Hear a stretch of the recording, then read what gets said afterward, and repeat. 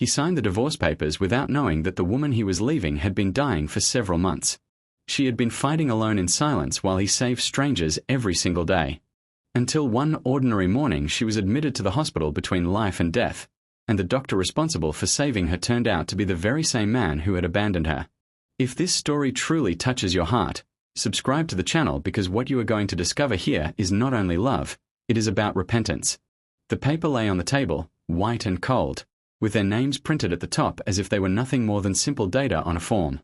8 years of an entire life. William looked at it for less than 30 seconds and signed it.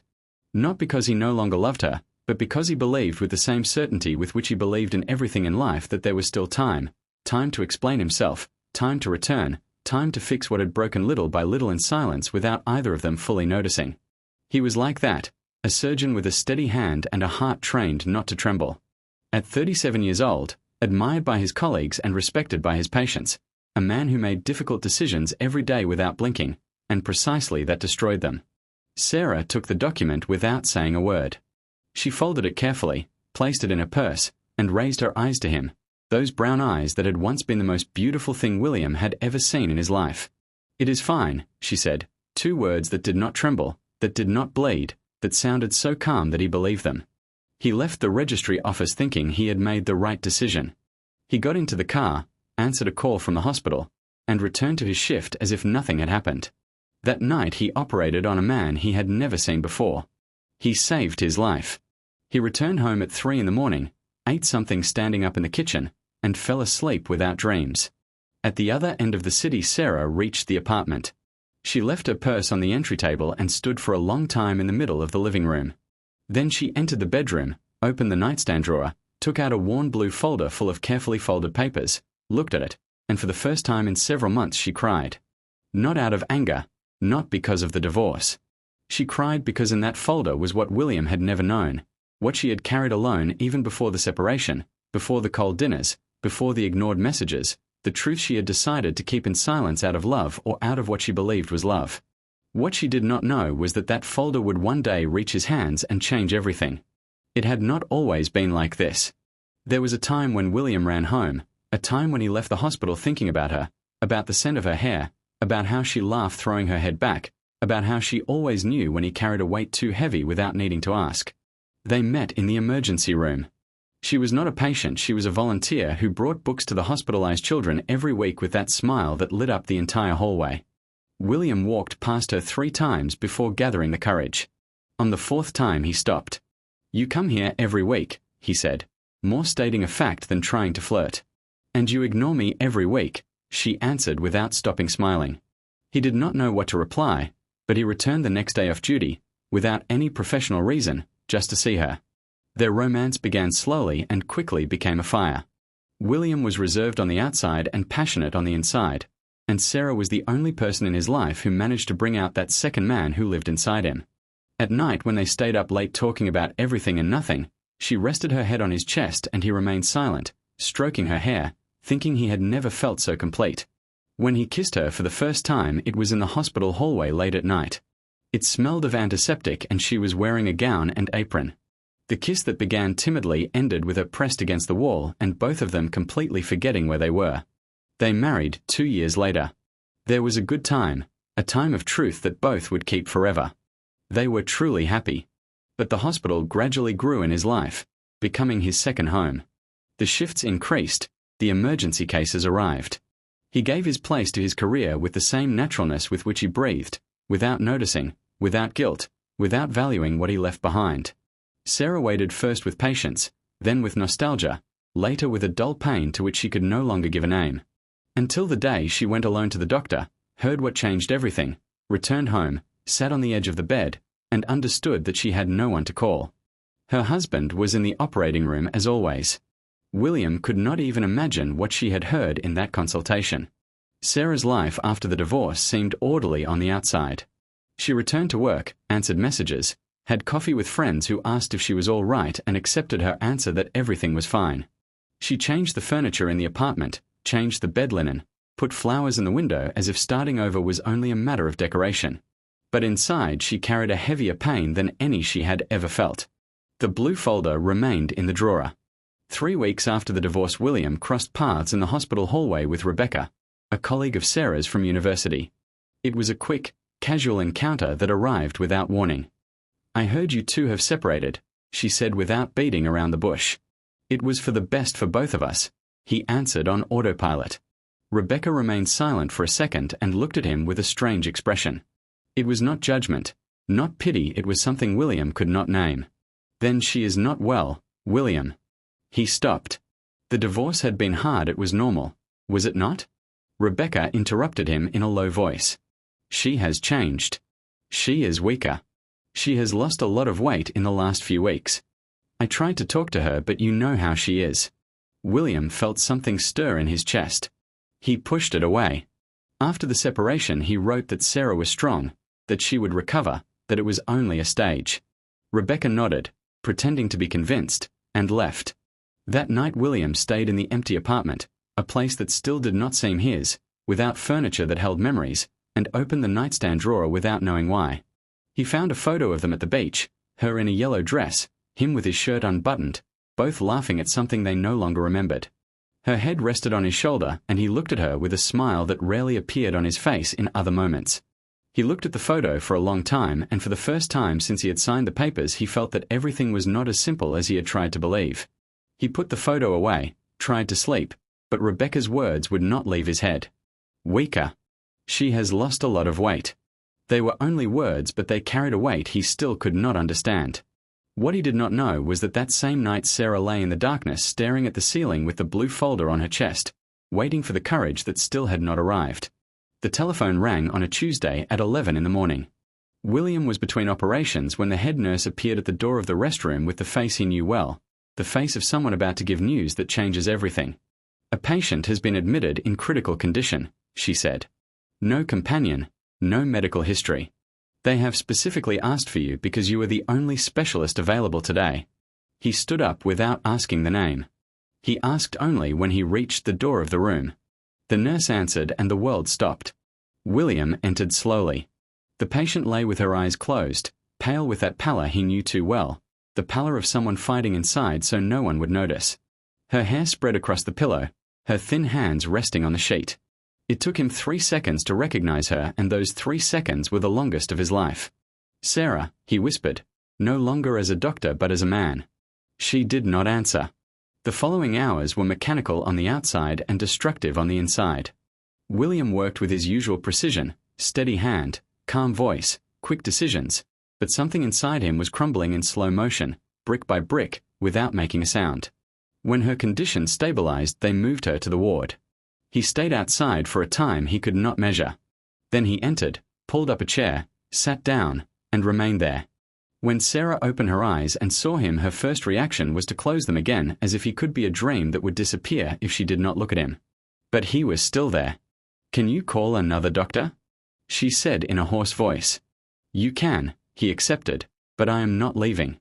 She did not answer and turned her face to the other side. In the following days William arrived early and left late. He did not press.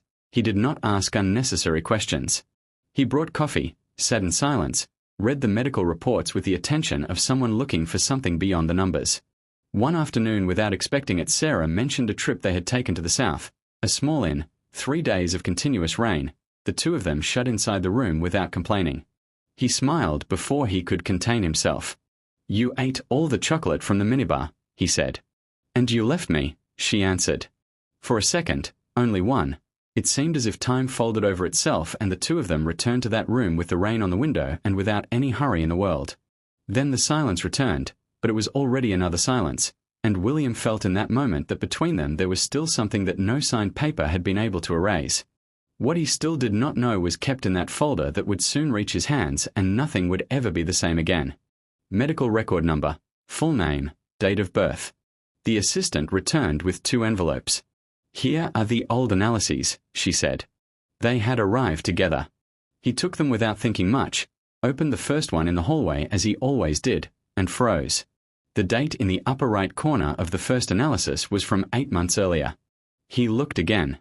8 months. He moved to the next sheet and the next. His hands moved more and more slowly as the dates appeared. One consultation, another, a referral to a specialist, and then the diagnosis written on official paper in small, precise lettering that he knew too well. The hallway continued with its agitated life around him. He saw nothing. He stood with the papers in his hands making mental calculations, and each calculation opened a new wound. 8 months earlier she already knew. 7 months earlier she went alone to the second consultation. 6 months earlier she received the definitive diagnosis.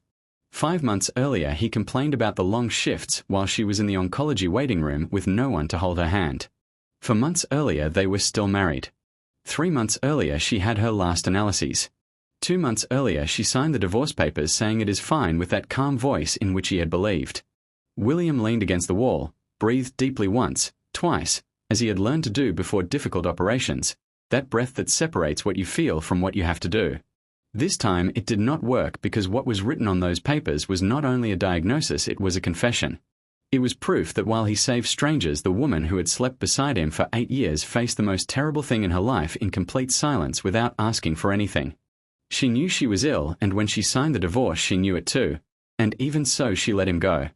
William closed his eyes for an instant and saw everything again. The cold dinners, the unanswered messages, the nights when she did not sleep and he did not even ask why. He saw her return from the doctor's consultation one ordinary day, open the door of the house, and encounter silence, always silence. He took the papers carefully, put them back in the envelope, and headed to her room with his heart in pieces and the truth in his hands. She was not sleeping when he entered. She was sitting on the bed with her hair gathered any which way, looking out the window with that absent gaze he had learned to ignore for years and that now destroyed him from within. William closed the door slowly, placed the envelope on the bed between the two of them without saying anything. Sarah looked at him, then at the envelope, then at him again, and understood everything. There was no need to open it, no need to ask. Her face already said everything, that face she had learned to read better than anyone in the world, that face that knew how to hide almost everything but could not hide the truth. The silence lasted too long.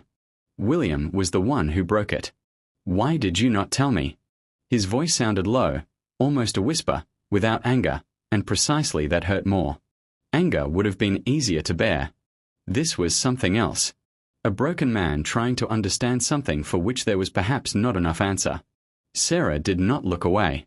"Because you had already left," she said simply. "I only made it official." The words fell into the room like stones thrown into still water. William opened his mouth and closed it. There was no answer, no arguments, no version of this story in which he was not exactly what he was. The man who was missing when it mattered most. "You were ill," he said, as if repeating the obvious could change something. "You were ill and I did not even know." "You would not have known if I had told you," she answered without cruelty, only with that cold and exhausting serenity of someone who had already passed the stage of anger. "You would have answered a call in the middle of the conversation. You would have said you would fix it and you would have stayed in the hospital until midnight as always." He did not answer because she was right and both of them knew it. Sarah looked out the window again. Outside the sky was covered with clouds of that heavy grey that appears at the end of the day. She kept silent for a while before continuing. "I did not want to be a burden for you. I did not want to hold you back out of pity." Her voice finally trembled, only a little, just enough to show that beneath that calm there was an enormous pain she had carried for a long time. "That is why I let you go. I thought it was the right thing." William felt the ground slipping from under his feet, not from surprise but from awareness, because suddenly he understood that it was not only about the illness. It was about all the previous years, about every cold dinner, every night of solitude, every time she needed him and he was not there. She had hidden the illness and the weakness. She had hidden it out of love, an exhausted and silent love that even at the end still thought of him first. William sat on the edge of the bed, covered his face with his hands, and for the first time in a long time, perhaps for the first time in his life, he cried truly. In the following days William did not try to apologize. He did not deliver speeches. He did not appear with flowers or pretty words that would have sounded like poorly disguised apologies. He understood late, but he understood that Sarah had never needed words, she needed presence. That is why he stayed. He arrived early.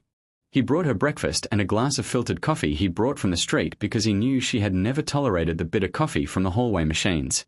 He left it on the bedside table without ceremony. He sat in the chair beside the bed. Sometimes he read. Sometimes he simply remained in silence. He asked for nothing in return. Sarah observed all of it with an almost physical caution, like someone who has learned not to lean on what has already collapsed once. She thanked him for the coffee with a nod of her head. She answered when he asked how she felt, but she kept a carefully measured distance that said more than any word. Until Wednesday. William was reading a report when she fell asleep. It happened slowly. Her breathing became more even. The tension left her shoulders, and suddenly she was already sleeping on her side with her arm extended over the sheet just 1 centimeter from his hand. He did not move. He looked at that hand, the hand he had held so many times, the hand he knew by heart, the hand that had flown with him in the good days and the bad days, and he felt a nostalgia so physical that his chest hurt as something real hurts. Without thinking too much, he placed his hand over hers. Only that. Without squeezing. Without waking her. Only the warm and silent contact full of everything he no longer knew how to say out loud. He stayed like that for 2 hours. When Sarah woke up, she discovered that his hand was still over hers. She remained still for an instant as if any movement could break it. Then she looked at him. He returned her gaze.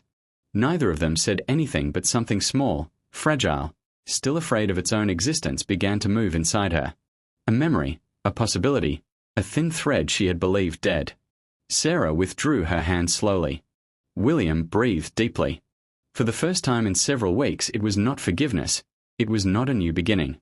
It was only a hand over another on a grey hospital day. But for both of them, it was the beginning of everything, because what neither of them knew yet was that the following days would bring the most difficult and most important decision of their lives, and this time they would not be able to run away. It was a complex high-risk operation with limits he knew well, limits before which with other patients he maintained a professional coldness and absolute technical security. But this time the name on the chart was hers, and the only specialist available was him. When he entered the room to tell her, Sarah had already understood everything just by seeing his face. She had always had that gift of reading William before he opened his mouth, of seeing what he hid before he himself realized he was hiding it. He explained everything to her without sparing details, without softening too much, with the honesty she deserved and that he had taken so long to learn. Sarah listened in silence until the end. Then she said, "I want it to be you." He opened his mouth to protest. There was protocol. There was emotional conflict.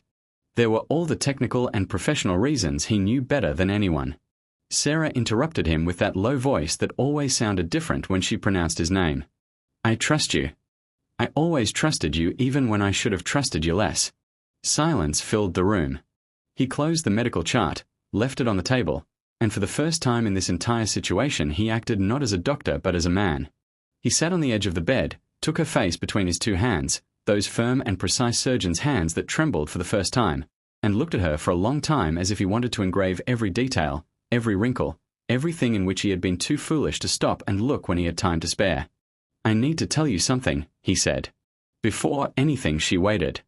"I loved you every day, even on the days when I was horrible, even on the days when you deserved more and I gave less. I loved you, but I was too much of a coward to let that be enough." His voice trembled, but he continued. "I save strangers while I let the only person who really mattered die of loneliness, and I have no justification, only regret." Sarah felt her eyes sting. "Then save me," she whispered. He kissed her, slow deep kisses full of everything that had remained hidden for too long. Nostalgia, guilt, love that in reality had never gone. She wrapped her fingers around his chain and he pulled her toward him as if letting her go would mean losing her again, and this time between them there was no distance, neither physical nor emotional, nor all those years of silence they had believed would separate them forever. When they separated, both had wet eyes. "Everything is going to be all right," he said, not as an empty promise but as the only truth he was willing to defend with everything he had. The next morning William entered the operating room with steady hands and a heart more broken and at the same time more whole than ever in his life. The operation lasted 4 hours and 20 minutes. William felt every second.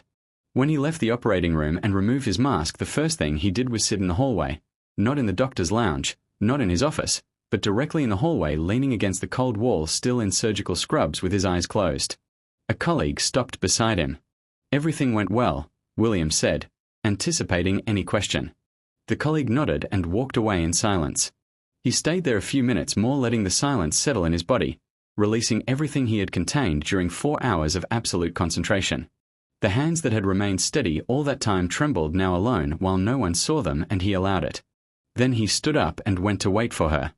Sarah woke from the anesthesia slowly, as some people return in layers. First the sounds, then the light, then the weight of her own body. William was sitting beside the bed. When she opened her eyes for the first time, she blinked several times, found his face, and the first thing she did was squeeze his hand that was on the bed rail as if she knew it was exactly there where she would look for it. "Hello," she said in a hoarse voice of someone still returning to reality. "Hello," he answered, and just like that, 2 words that contained more than any speech. In the following days the recovery advanced slowly. William was there in each of those days, no longer as a doctor who appeared out of duty or guilt, but as a man who had finally understood where he should be. One day, while she slept, he called the hospital and requested a temporary leave. Then he called the real estate agent and put his new apartment up for sale, that place without memories, without any scent that had never seemed like a true home. When Sarah woke and he told her, she remained silent for a moment. "You do not have to do this for me," she said. "I do it for you," he answered. "And I do it for me because I finally understood that life without you is not a life worth building." She looked at him for a long time. Then she opened her arms and he, without hesitation, without thinking, without any emotional distance he had built for years, approached and buried his face in her neck. She wrapped her arms around him and they stayed like that, breathing at the same rhythm while the midday sun entered through the window of the room and fell over them as if the world had finally decided to be kind. There were no grand, exaggerated promises. There were no guarantees that it would be easy.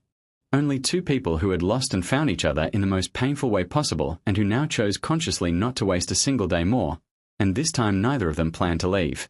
For months later Sarah returned home, but not to the apartment that remained after the divorce. That place no longer existed in the life of either of them. She went to a new place they chose together with large windows that let in the morning sun and a kitchen where from very early it smelled of coffee. The recovery was slow and honest, with heavy days, with tiredness, with moments when one had to accept help without apologizing for it, and William was there each of those days, not as a savior but as a life companion. He learned to cook 3 dishes, 2 of them he burned several times before getting them right. Sarah laughed every time with that open laugh he had missed without even realizing it, and he pretended to be annoyed only to hear her laugh again. One of those nights several weeks after discharge they stayed up late in the living room. Soft music played and the entire apartment was immersed in that pleasant silence of people who do not need to fill the air with anything. Sarah was sitting on the sofa leaning on his shoulder. He embraced her with one arm, sinking his fingers into her hair exactly as so many nights of years before when the rest of the world could wait. "Are you all right?" he asked in a low voice. "Yes," she answered, and this time it was true. It was not the dry "it is fine" from the registry office kept and hidden in the purse together with the pain. It was a yes that came from inside, that had roots, that had cost too much to be true and for that reason was worth 1,000 times more. William buried his face in her hair. "I lost so much time," he said, not as a complaint but as recognition of a fact, time they could no longer recover. Sarah lifted her face and looked at him. "Then stop counting what you lost," she said softly, "and start taking care of what you still have." He looked at her for a long time and then smiled with that rare and sincere smile that, as she had always known, lived inside him even when everyone else doubted it. And he kissed her slowly, with a kiss that had no hurry, that needed nothing more than itself, a kiss that without a single word said that this time he was really there, whole and complete, without hiding any part of himself anywhere else. Outside there was a quiet night, and inside that new apartment that smelled of beginning, 2 people who had almost lost each other forever discovered that starting over does not mean erasing the past. It means having the courage to go on living with the scars, with the mistakes, with everything that hurts and everything that teaches, and that true love is not the one that is never tested but the one that survives in spite of everything. Sometimes life gives us a second chance disguised as loss. For William and Sarah, it fell to them to descend to the bottom of the abyss to understand that their love was too real to be buried in silence.